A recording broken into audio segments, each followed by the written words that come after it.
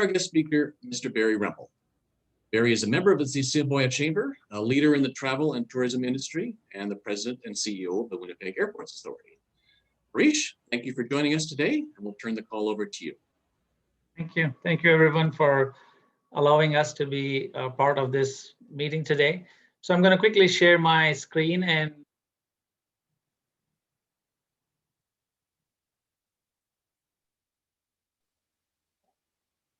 thank you very much. My name is Harish. I'm Director of Indus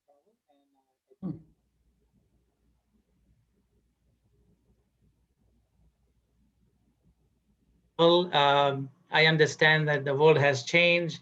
People are, in their homes, they are thinking about travel.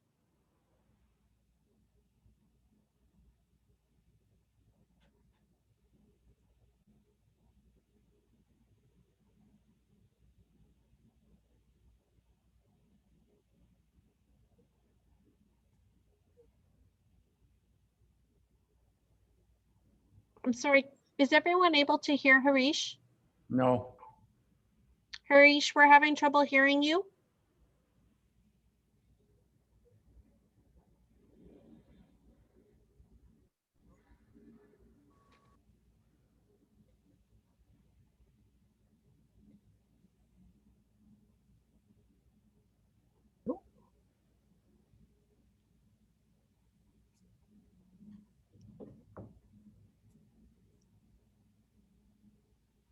Can't hear him.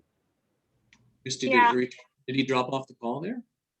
Well, he's still on. Maybe what we'll do is, Harish, if it's okay with you, you could just nod. We will move to Barry and then we'll allow you some time at the end. Thank you.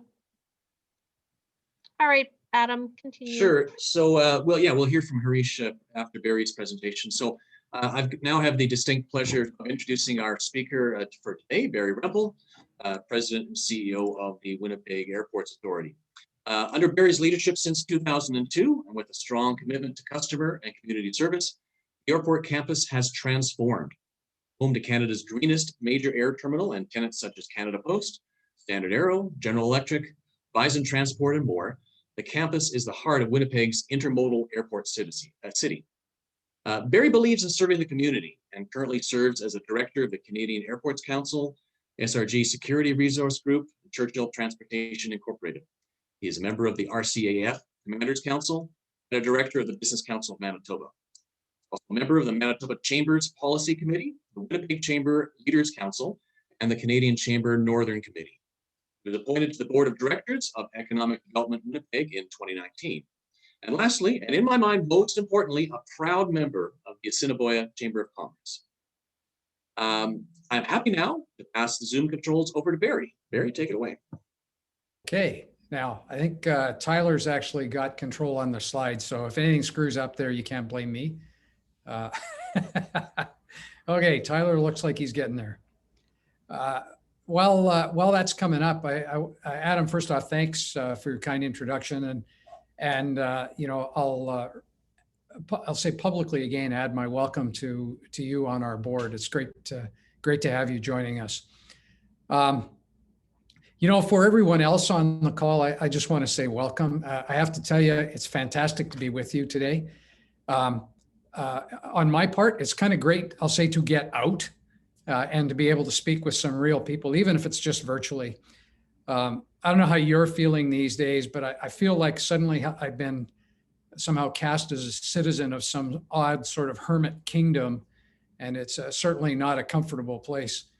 Just looking out my window here, I see I should probably be celebrating because an aircraft has arrived. It's been quite the year for us. We are indeed proud members of the Chamber. I always jump whenever I can at an opportunity to be able to spend some time with fellow Chamber members and share a little bit about it. I clearly have a soft spot for the Chamber, for Chamber membership, and it goes back many, many years. I'll say a very personal association. The Assiniboia Chamber in particularly works really diligently to further members' collective interests and to advise, to advance others on how to advance our community. personally, I think I'd like to just congratulate the board and management, Christy in particular, for the efforts over this last little while in particular. Interestingly, one of the ways that you advance your strategic priorities is by connecting. And I dare say that sort of sounds like what WA is really all about as well. So our time together here today has been billed as sort of a YWG update. You'll certainly hear about that, but I'm hoping you take away perhaps a little more from today's time together than just what's going on at the airport. I've been pleased over many, many years now in making presentations to our community. I say many years, it's almost 20 years now. In fact, last week was 20 years from the day that I accepted the position here at the Airport Authority.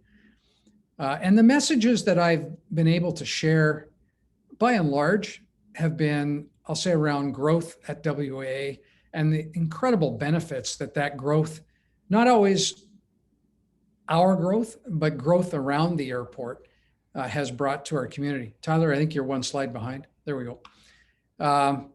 Over the preceding years, the airport has truly been able to grow and evolve to meet the demands of, I'll say, the broader region. And our airport had grown significantly over the years. We've been responsible for about 18,500 jobs. And we've grown the economic impact of the airport in our region. In fact, the slide that you see here, in 2019, we welcomed nearly it was like 20 passengers short of 4.5 million passengers. Incredible economic impact that you see there. But as the calendar clicked over to 2020, interestingly, we were actually preparing to share with the broad community expansion plans, because the terminal, frankly, had reached its peak operating capacity. And then, of course, everything changed. And we started to see headlines, like this. Obviously, very quickly, it became evident that things were changing.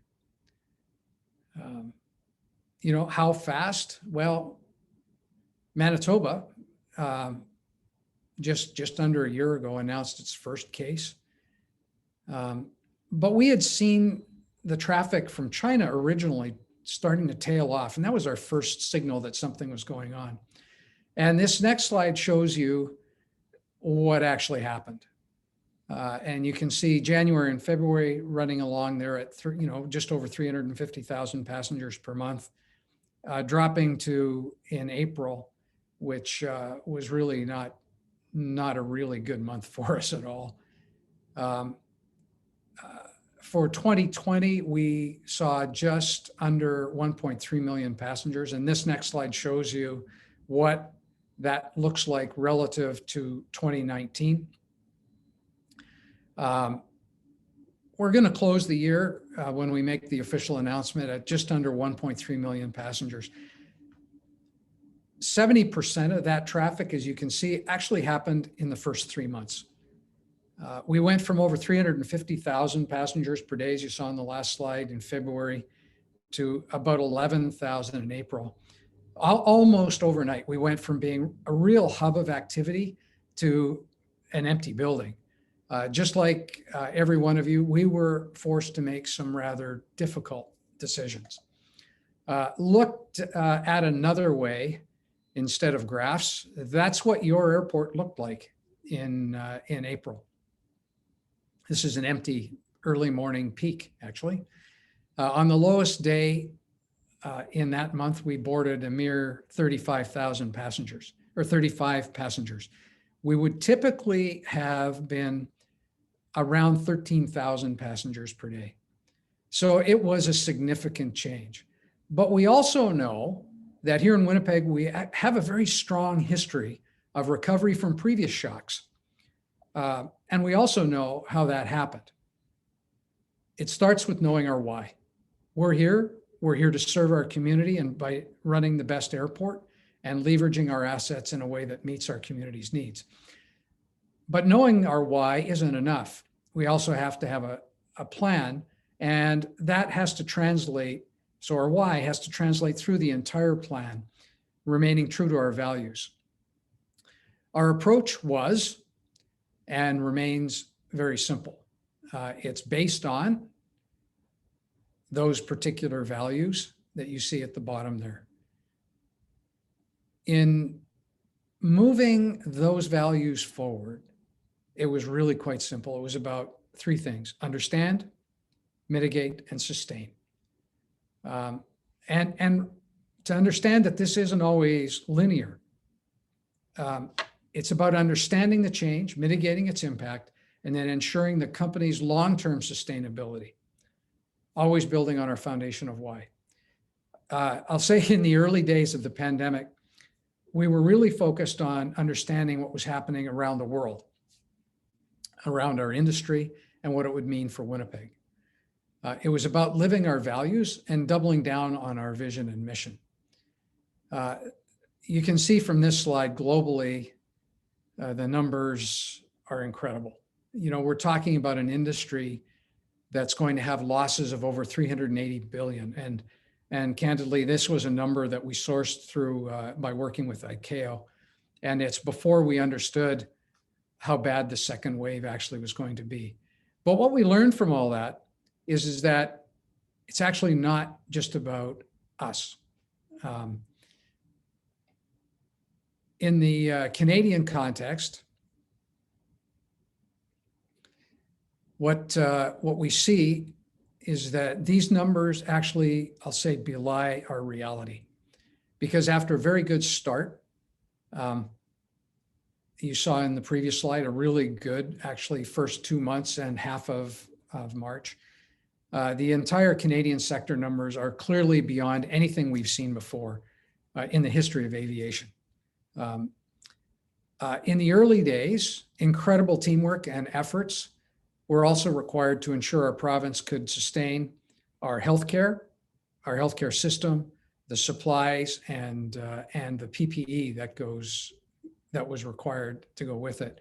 This, in fact, is a slide of the first 777 that came in with PPE for the pandemic.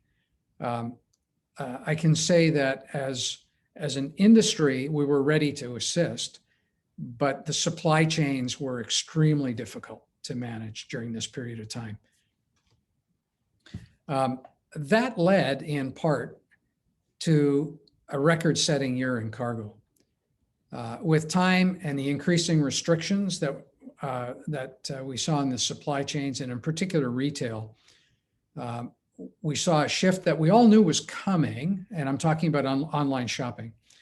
But the trajectory of online shopping and what it would mean for Winnipeg and for cargo here in Winnipeg advanced our forecast by a full 2 years in a matter of, I'll say, probably 3 weeks.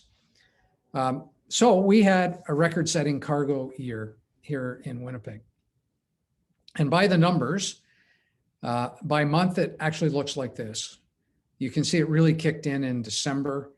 Already, we were talking in September and October about a year that we've just never seen in the supply chain being delivered by air. The options for Canada in terms of mitigation now with cargo, you have to understand cargo was actually only, about 9% of our business. But the options for Canada and WAA as we were going into this was step one, to do what we could for ourselves. Clearly, you can't wait for government. That's kind of a fool's game. So we did a lot of things. We closed down sections of the terminal. We found ways to reduce our operating expenses. In fact, we reduced our operating expenses just over 25% almost instantly.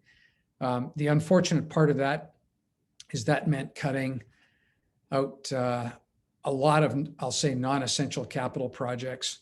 Anything that wasn't safety related was gone. Or those things that were already in full progress and it would have cost more to shut down. But primarily the only things we ended up keeping were safety related kinds of projects. there was another unfortunate aspect, and these two are linked, is that we actually had to lay off employees. Management took a salary reduction. But those two things combined also have spillover effects. So when we don't do the capital projects that we typically would do, and it's, in multiple millions, tens of millions of dollars annually, that means the people that, would do concrete work or engineering work are also unemployed. The other thing we did, though, is we lobbied government. We were seeing what was happening in other countries, where other countries were providing aviation sector-specific support to ensure they still had a supply chain, an effective aviation industry when they came out of the pandemic. The other thing that does is it helps keep costs low. I'll just give you one example. So the United States has already put some $25 billion into airports to help sustain them over the period of this pandemic. If the Winnipeg Airport had been in North Dakota, we would have received, on a per capita basis, similar to what other airports in North Dakota did, we would have received $487 million in grants. Now, what that would have done is effectively paid off our debt. We have a positive EBITDA even in this with the things we've done, but it would have paid off our debt and allowed us to maintain our costs. The unfortunate part is that's not the way it's working in Canada, and I'll come back to that a little bit. So our challenge remained: what do you do when 95% of your customers are gone, but 85% of your operating costs remain? Obviously, we don't have an option to just close down the airport. That can't happen. We need to continue to provide that infrastructure that's needed for our community, whether it's air freight delivery, the essential travel that's still required, medevacs. You've seen the military operations still going on here at the airport. So closing down and shutting off our community is not an option, but 85% of our cost remains. The last I checked, there's a lot of things that we don't grow or supply for the lifestyle that we have here in Winnipeg. I was joking with Tyler earlier today. If we shut down the airport, I guess we could probably rely on having bread. We grow grain, probably having ham for sandwiches, but we would have little else to go directly with that. So shutting down is not an option. We watched what the rest of the world was doing.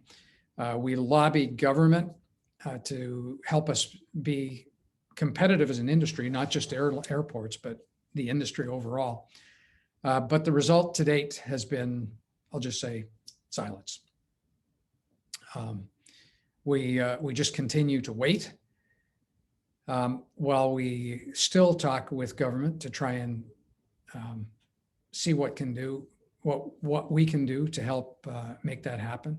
And in order to be able to, I'll say, advise government, we took a strong look at what will the recovery actually depend upon. Even if every Canadian chose to get vaccinated and could do so by September, that's still not going to be enough. 35% of our air traffic includes international destinations. What are their priorities going to be? How long before they can reach herd immunity? Will we get there prior to, I'll say, the mutations that we're now starting to hear talked about? Are we going to hear about those, or are those countries going to be able to get in advance of that in time to have an impact on the travel, the 35% of travel that involves their country? Unlikely. Testing and tracing are also going to be required. We're seeing that globally. We're seeing that internationally. We're seeing that through our dealings with ICAO, which is the International Civil Aviation Organization. Are we going to have electronic vaccination records? How are we going to do these things? At the moment, Canada's simply just behind. What we don't need is additional commentary that actually isn't based on science. Our collective understanding of the virus has evolved. We must evolve with it. Just as other countries have, combinations of isolation and testing can work. It's not helpful when we see what's been happening lately, which is in essence travel shaming. Remembering that travel is responsible here in Manitoba for 0.4% of the cases in Manitoba. And that 0.4, by the way, includes road and every other method of travel as well. So we're talking about travel shaming on the smallest part of what the actual problem is. And that travel shaming has had a significant impact on travel bookings. In fact, I was talking with one carrier who told me on the day that the Prime Minister made his comments, which was last Friday, they saw about 80,000 of their advanced bookings canceled just instantly. When they see, carriers that is, see that kind of cancellation and impact, they react. Unfortunately, today I can recite the entire schedule here in Manitoba, here in Winnipeg, without taking a breath. That's how few airplanes are flying in and out of here today. It's not where we thought we'd be, even, say 3 months ago. Let's be clear. I'm actually okay. If we want to shut down air travel entirely, I'm okay with that. But don't expect it to come back if it's not supported through that time. We still have, in our case, some just north of $500 million in outstanding bonds where that debt's got to be paid. If you want to support it and then just shut down the country, I'm okay with that. I'm not going to like it. But that's one way to deal with it. But it's not the best way to deal with it. Infrastructure, airports, aircraft, and the people that operate them need to be sustained. We need the real answer. And that's we have to find a way to get people and business moving again. A bit part of doing that is in fact in our control. What's required is to build consumer confidence. How we do that. Aviation is actually a risk management business. And I would argue that we've been pretty good at it. In the early days, it was all about safety of transportation. But even in this case, it's about safety and it's about security. We've done a great job at minimizing and mitigating that risk. And it's not just us talking about how good we are. There are many programs that are out there. You can see some of the things that we've done on the screen there already. And that has led to us being globally recognized and having received what's called the Airport Health Accreditation. That's just part of our leading innovation and growth, and it's our commitment to our community.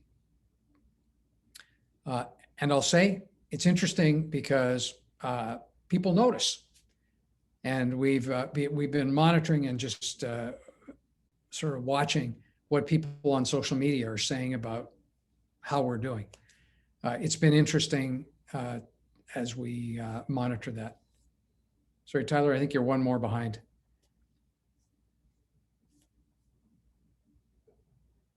People appreciate the efforts that we've been doing or undertaking. As I said, vaccinations alone aren't going to be sufficient. There are a lot of things that are going on. Toronto Airport, and when I say Toronto Airport, I want to also say that it's not them doing this alone. This is airports across Canada working together to try and make these things happen. Toronto has been piloting a program to test all arriving international passengers. What have we found in those tests? These are third-party monitored tests. It's not just airports doing them. This one happens to be, and I forgot the name of the university right now, but 99% of the people tested were negative. So that means 1% of the people are testing positive. Of the 1% testing positive, 0.7 of that 1 was detected immediately upon arrival with the tests, and 0.3 are detected on day 7. What that's saying is there's minimal risk in the act of air travel. 99%, and this is where I look at it from the other side of the coin, it means that 99% of the people that are traveling are out of the workforce for no good reason. They are quarantining for 14 days. Most countries are quarantining 7 or 10 days. Canada's 14. And it is a huge hit on our economy to have that group unproductive. What's interesting is even a 7-day quarantine would ensure that 100% of travelers had been caught. But there are other tests that are going on. Other airports, so Calgary Airport as an example, is similarly undertaking tests. Next slide there again, Tyler. And this test is really interesting. It's finding similar results in terms of the numbers of people. In Calgary, if you test negative on arrival, which is within usually 24 hours, you're released from quarantine. Now that just changed yesterday, and they're now going to make people stay in quarantine for up to the 6 to 7 days on the even with a positive or a negative test. But it's the statistics behind it that I'm interested in, and it's showing exactly the same kinds of travel-related exposure. YVR's just started, and this one's different because YVR, Vancouver Airport, is now testing departing passengers. In my estimation, that's the way we will likely end up going nationwide as soon as we can get the rapid tests approved by every provincial government. And that's another problem we're having. Without the government of Canada having declared a national emergency, it's up to each individual province, and each individual province has its own rules. If you look at Winnipeg's been proposing tests as well. We spent a lot of time talking with government, talking with academics, researchers, labs. We have a specific proposal in front of government at the moment to do testing here, and it's to test the process of arriving and connecting passengers, something that is a hole in the other tests, as well as for testing technology of the actual rapid tests. The Calgary example is not truly a rapid test process. It's only rapid in the sense that they try to hurry up the results to you, as opposed to actually having rapid tests, the kinds of things that we're talking about where you can have the test results back in 15 minutes. There are other things that are going on at the moment. I know I was talking with the province this morning. I understand they've just announced now 14-day quarantining from everywhere coming into Manitoba. I can tell you I have a very strong opinion on the value of that at this stage of the pandemic, but I'm not a medical person and will live with obviously the rules that the medical practitioners are providing for us.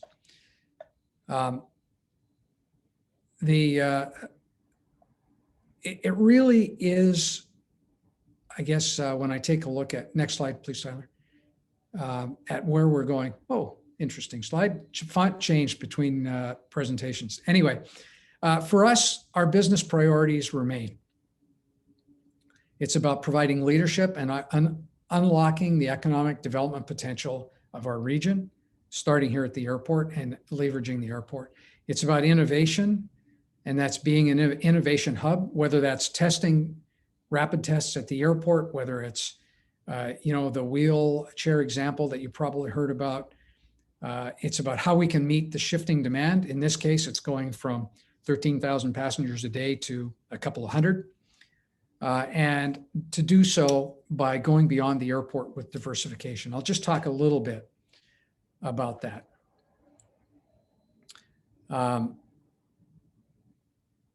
We have an interesting model here at the airport. Winnipeg Airports Authority, we're clearly known mostly for running Winnipeg Richardson Airport, but we have a number of other subsidiaries that are doing a lot of great things.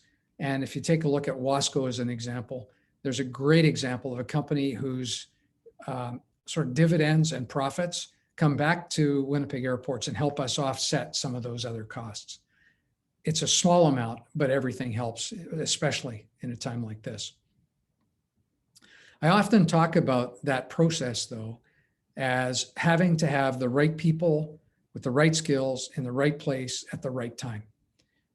Our team has been instrumental to our ability to manage through this crisis and to set it on a path for recovery.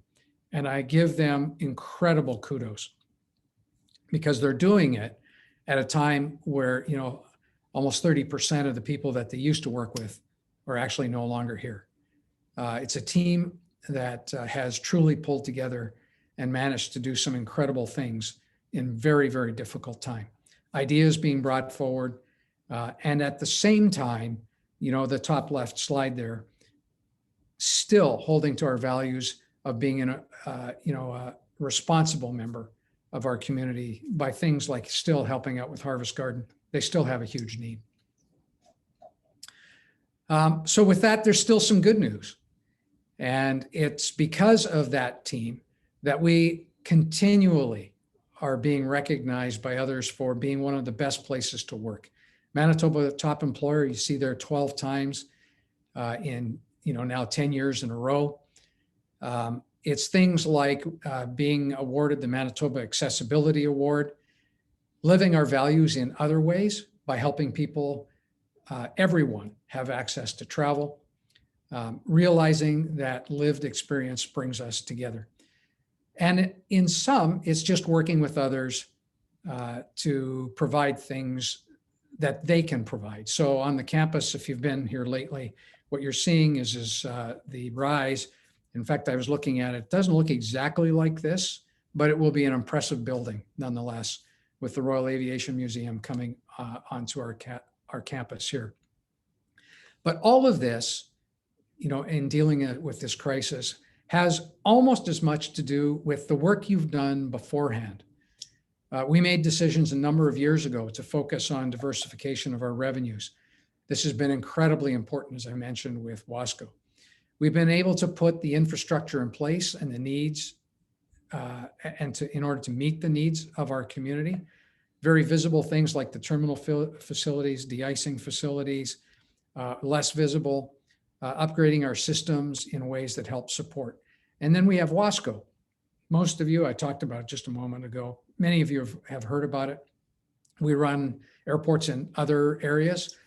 We contract airport services in other areas. In fact, we run the PA Airport, Dawson Creek Airport, Stephenville in Newfoundland Airport, and Iqaluit. Each of those also have peripheral benefits to what we're able to do here in Winnipeg. So as an example, flights nonstop between Winnipeg and Iqaluit because we're operating that airport there. It's helped companies here to be able to grow. Companies like Arctic Co-op and of course, now I just forgot, Northwest Company. The revenue generated, as I said, from Wasco comes back and allows us to invest further here in Winnipeg. That strategy has given us a clear advantage as we look to the long-term sustainability. Airport City Winnipeg is another way we're diversifying. We continue to focus on ensuring the best use of our airport assets and to deliver that vision. And I'm not sure exactly what's going on with that slide. Advance it one more, Tyler, just see if it works. No, it's not. Something's happened in the ordering of these slides, but that purple blue area that you saw that just flicked onto the screen was really the area that we're talking about in working with the city to open up the airport area west. It's an important part of what we're talking about in terms of the potential to grow and open the west side. Right now, I know the city, particularly Councillor Gillingham, has done a lot of work in the background to try and get that area serviced. What you're seeing here is the redevelopment of the Cargo East campus. And while passenger continues to be the biggest revenue source that we have, cargo continues to grow around the things that we talked about earlier. Tremendous potential here. One of the ways that this area will grow in the next short while actually has to do with investing further in a multi-tenant air cargo facility. We have over 4,100 right now dedicated flights per year. That's by far the largest in Canada with pure freighter aircraft. This facility is going to give us cold chain and things like animal handling capacity that's currently lacking in our region. It gives us the ability for our pork producers, as an example, to be able to move upscale in the products that they can take to market. Today, that doesn't work. So they have to basically use loin as their primary product in shipping to Asia. And the real value for that loin gets realized in Asia because it's actually the production of that higher value cut where the next level of money. So this kind of facility will do that. And all of this continues to align with our objective of serving the community and stakeholders by increasing connectivity. We can accomplish this through improved efficiencies for our stakeholders and an improved network that increases our economic development potential. On this next slide, I have to say I really love this picture. It reflects, to me at least, the close relationship that the airport has with the city. There are not many airports in our country that can draw a line from the middle of the airport to the middle of downtown and have that line be less than 4 miles. That comes with other issues, and you've likely heard of our objections to City Council for using spot amendments to change the airport vicinity protection plan. That was a plan that was developed in the 1990s. I know the Assiniboine Chamber was an important part of that development back then. And it was something that very effectively balanced the new residential development with the 24-hour airport that has allowed all this growth.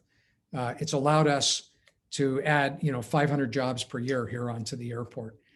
Not our jobs, our community's jobs. At the time, the AVPA was truly held up as the gold standard for Canada. It was talked about as recently as 3 months ago as a shining example of how these things can work. But times change. Airplanes get quieter, approach patterns change. They're more specific. And there's renewed interest in developing around Polo Park. Our position on this has been absolutely clear from day one on this issue. In fact, it was back in November 2019 where I made 3 points to council on what I felt was important going forward. First off was a clear recognition. We absolutely support new residential development in Winnipeg, including St. James. People that work in, around, and near the airport have to have places to live. Second, we also believe strongly in the 24-hour connectivity of our city and the jobs and businesses that rely on that connectivity. That 24-hour connectivity has to be protected. The only way of getting there is we need a plan. I can tell you personally and corporately, we do not believe that we can have orderly or well understood rules of development if we have City Council just making spot amendments based on whatever developer jumps to the head of the queue. It won't happen. We believe there is a win-win in this. We know there are changes. In fact, want to work with the city on, well, now I guess it's the municipal board, in understanding those changes and to put a plan in place that comes from a very deliberate process. As I say, I'm pleased that as a community, we're in the process right now of updating the noise contours. That's simple science. Where does it happen? Where do the noise contours fit today versus the 1990s? That will permit the development of a new AVPA based on current best practices. That should lead to that clear set of rules for every developer, for everyone, not just developers. And that those rules will allow for orderly new development while protecting the connectivity of our community. This is just far too important an issue to be left to any other sort of randomized process. The challenges we face are significant. They're going to have long-term impact. I'll just give you one example. The government to date has told us to basically borrow our way through this. We're able to do that. There is tremendous appetite for airport debt. But let's just use some round numbers. If we have to borrow 100 million to get us through this, and it'll be a number north of that, but let's just round numbers, 100 million, and let's say the effective interest rate for us because of the kind of industry we're in and what's going on out there is say 4%. That's $4 million a year in carrying costs that we didn't have before. If we do a 1% increase in our rates and charges, it's about $200,000. So how many times does 200,000 go into 4 million just to stay even?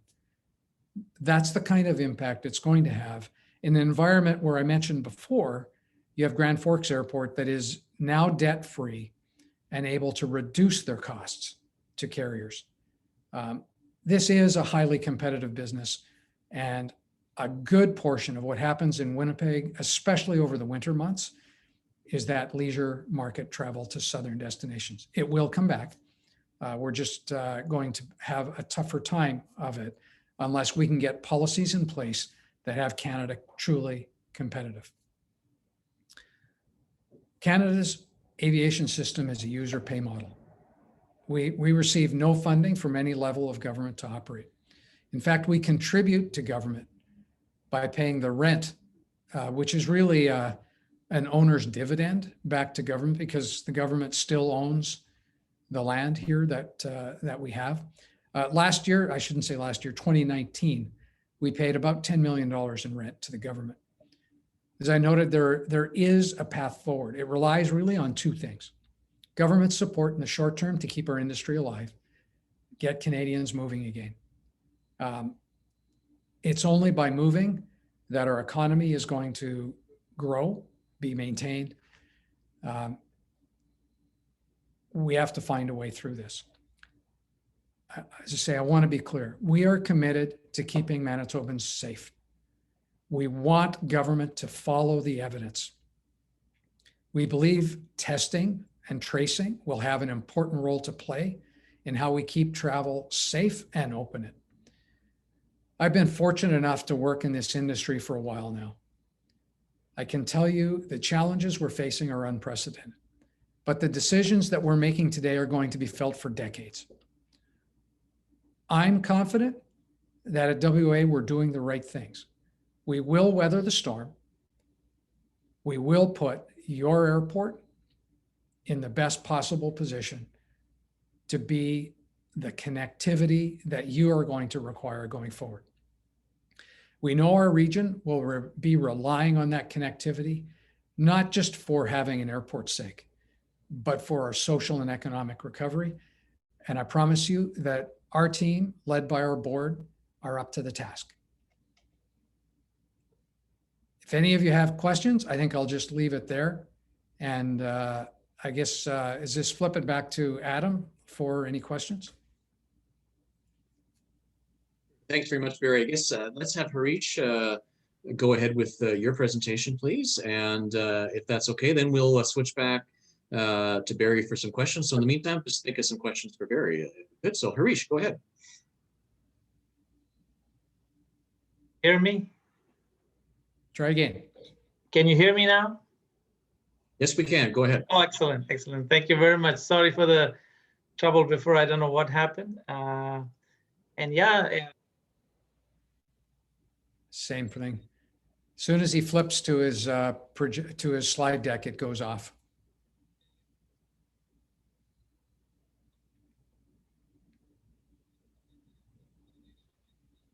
Yeah, Harish, we're not hearing you. Can you maybe try not maximizing your screen and we could still see your slides? Maybe you could just go through that way.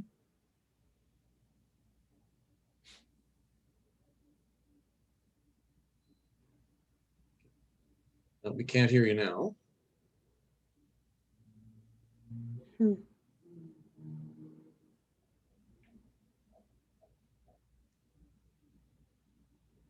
I'm going to unmute you. If anything, Harish, what we can do is if you wanted to record or share the presentation, I'd be happy to do that with all of the participants, as well as in our upcoming newsletter. Sorry about that, Harish.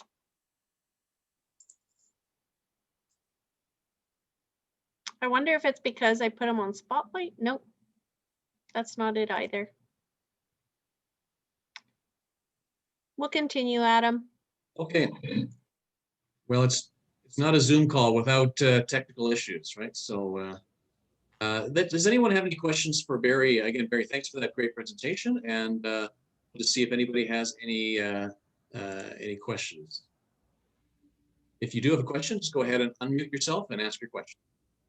Hi, Barry. It's Warren. Thank you for the great overview. And I know it's been a challenging and a frustrating year, to say the least. And having sat with you through many of these, I don't think there's ever been anything quite like this one, though. But more specifically, having been having a small part to play in that trade corridor fund application and seeing that you have got some commitment there.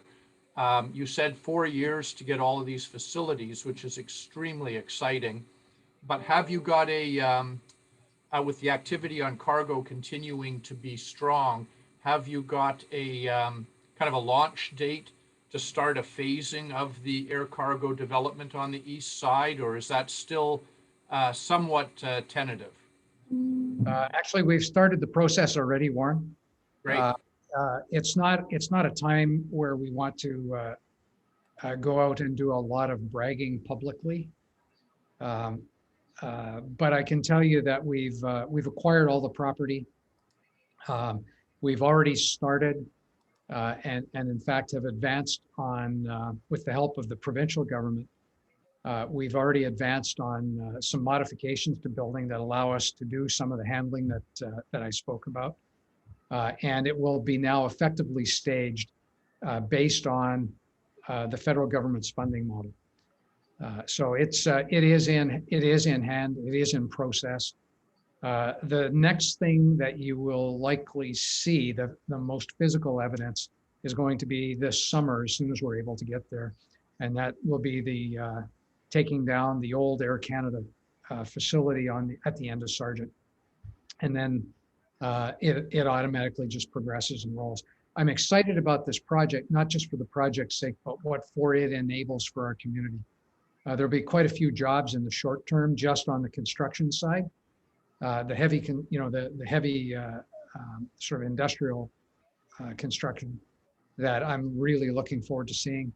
And then, like I say, it's a 4-year program. At the end of the 4 years, in fact, it'll probably be a little bit less than that if we can advance it. But that's what we've committed to the federal government for right now. Well, I think it's going to be a home run for Winnipeg when that gets done. Let's just hope we can start flying and on the business and personal side as well to complement all the great work there. Yeah. Thanks, Barry. I'm seeing, interesting, you mentioned the traveling again. I'm seeing huge pent-up demand for leisure travel. My personal belief is that this recovery is not going to be led by business. Business will be there, but the shorter term advances are going to be led by the return of leisure travel. I would agree with you, and I think it's going to mean some pressure on getting some new destinations, because I think people are thinking more extensive travel too, and some of those people that might have been just the 2-week snowbirds or whatever are going to take 5-6 weeks and make an extended holiday with having forfeited it this past 15 months.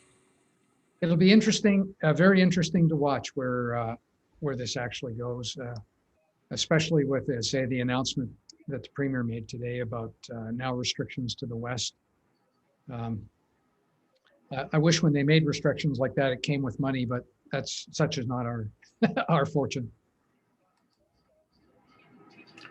Hi, Barry. It's Peter Bernowski speaking here from PSB. And congratulations on your advancing their, no pun intended, event. Thank you. I have a quick question for you, and this is kind of a dovetail to the question that was just asked. How do you, or do you have some sense of, from the airlines, what or how quickly they can regain capacity and bring back capacity? Because that'll, I think, be a huge factor in getting people to travel, because right now it's been cut back to the bare bone, and I know it's not easy to bring back flights and routes and aircraft.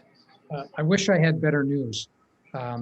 So at the moment, Air Canada has 2 flights a day to Toronto and 1 to Vancouver. WestJet has 2 flights a day to Calgary and 1 to Toronto.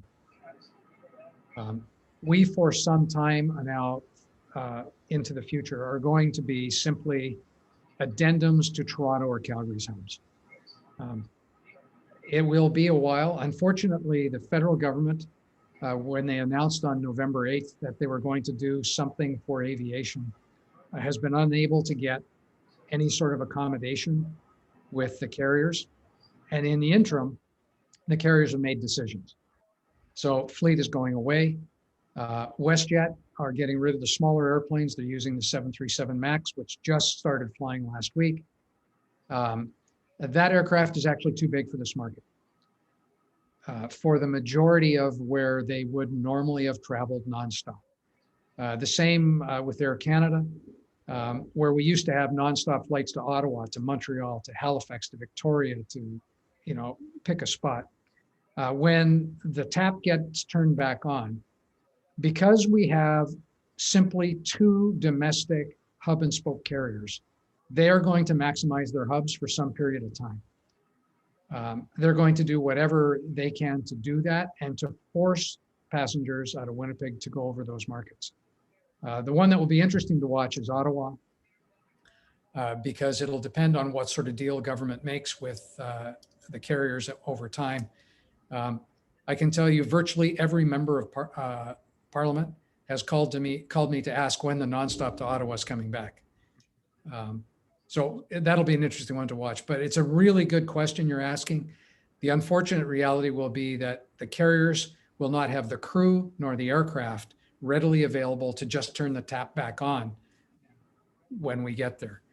It will be our job in working with people like Economic Development Winnipeg, the government, the provincial government, and others to try and show carriers or introduce new carriers into the markets that you're talking about.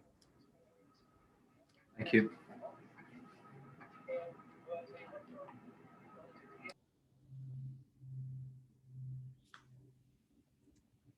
Any other questions?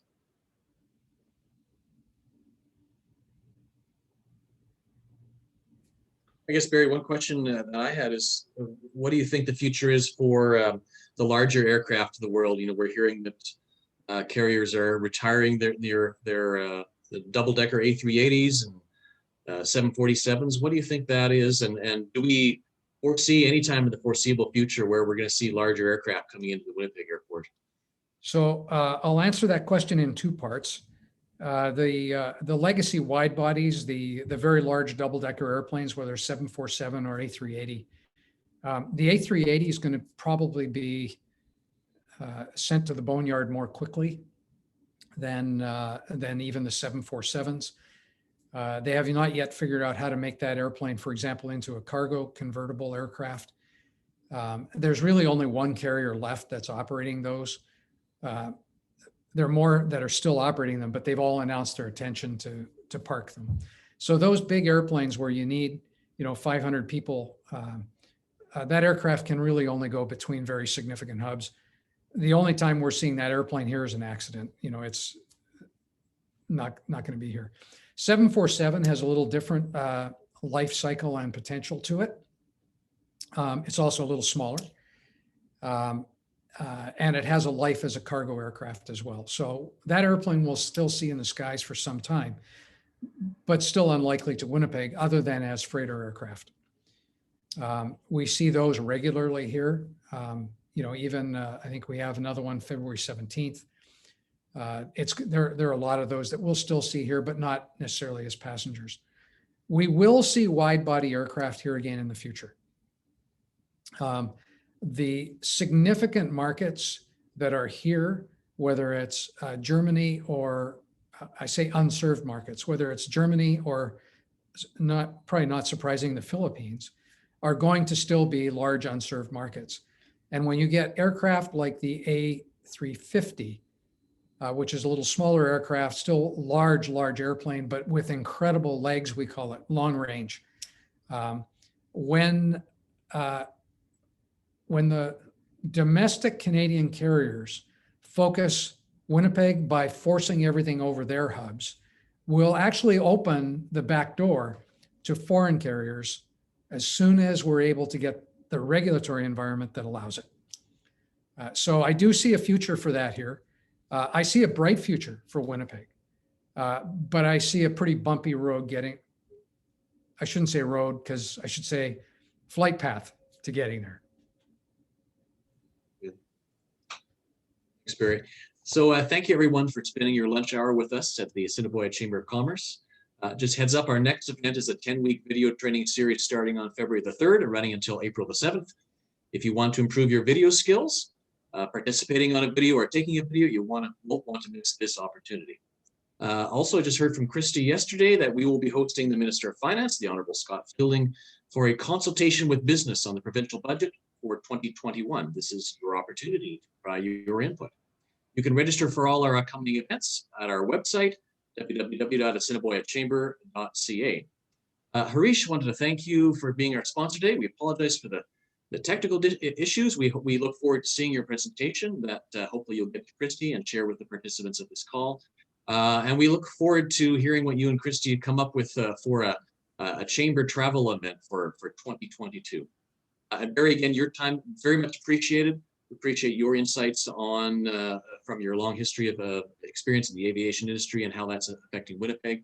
And again, personally speaking, I want to thank the Assiniboia Chamber for their nomination myself to the board of directors for the Airports Authority. I'm ready to do the work that lies ahead. Again, thank you for attending today's Zoom event. On behalf of myself, the board, and our chamber team, we hope you enjoy the rest of today. Here's a quote from St. Augustine. The world is a book, and those who do not travel read only a page. May we all work to get towards getting back to those travel experiences soon by following our public health orders, getting vaccinated, and staying safe. Have a good afternoon, everyone. Thanks again. Thanks. Thanks, everybody. Thanks, Barry. Thanks, Barry. Thank you, Barry. Take care. Thank you, Barry. Great presentation.